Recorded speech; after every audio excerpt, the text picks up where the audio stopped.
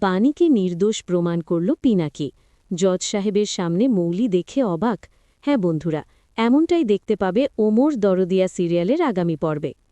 আদালত কক্ষ ভরা মানুষে, সবার চোখ আজ একটি মামলার দিকে, বাণীর বিচার। অভিযোগ সে পিনাকিকে গুলি করার চেষ্টা করেছে। এই মামলার তদন্তকারী অফিসার ছিলেন মৌলির বাবা, যিনি প্রমাণের ভিত্তিতে বাণীকে গ্রেফতারি করেছিলেন। তাই মৌলির বিশ্বাসও ছিল বাণীই দোষী। কিছুদিন আগে হাসপাতালে মৃত্যুর সাথে লড়াই করছিল পিনাকি, কিন্তু সুস্থ হয়ে উঠতেই সে এক অপ্রত্যাশিত সিদ্ধান্ত নেয়। সে নিজেই আদালতে হাজির হবে। সেদিন আদালতে পিনাকিকে দেখে সবাই অবাক। সে শান্তভাবে দাঁড়িয়ে জজ সাহেবের দিকে তাকিয়ে বলল, জজ সাহেব, বাণী আমাকে গুলি করতে পারে না, সে নির্দোষ। কথাটা শুনে পুরো আদালত নিস্তব্ধ হয়ে যায়। মৌলির চোখ বিস্ময়ে বড় হয়ে ওঠে। সে বিশ্বাসই করতে পারছিল না, যার জন্য এতদিন ধরে বাণীকে দোষী ভাবা হয়েছে, সেই পিনাকি নিজেই তাকে নির্দোষ বলছে।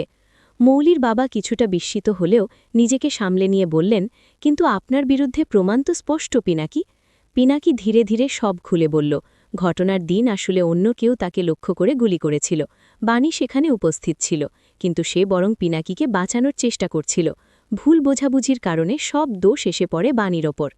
এই সত্য শুনে আদালতের পরিবেশ একদম বদলে যায়। জজ সাহেব কিছুক্ষণ নীরব থেকে রায় দেন, বাণী নির্দোষ। রায় ঘোষণার পর মৌলি স্থির হয়ে দাঁড়িয়ে থাকে। তার মনে রাগ, লজ্জা আর অবাক হওয়ার মিশ্র অনুভূতি। এতদিন সে ভুল মানুষকে দোষী ভেবেছে। বাণীর দিকে তাকিয়ে তার চোখে অনুশোচনা ফুটে ওঠে। বাণী মুক্তি পায়, আর পিনাকির সাহসী সিদ্ধান্ত সত্যকে সামনে নিয়ে আসে। সেই দিনটি মৌলির জীবনে একটি বড় শিক্ষা হয়ে থাকে। সবসময় দেখা সত্যই আসল সত্য নয়। পরের আপডেট পেতে আমাদের চ্যানেলটি সাবস্ক্রাইব করে রাখুন।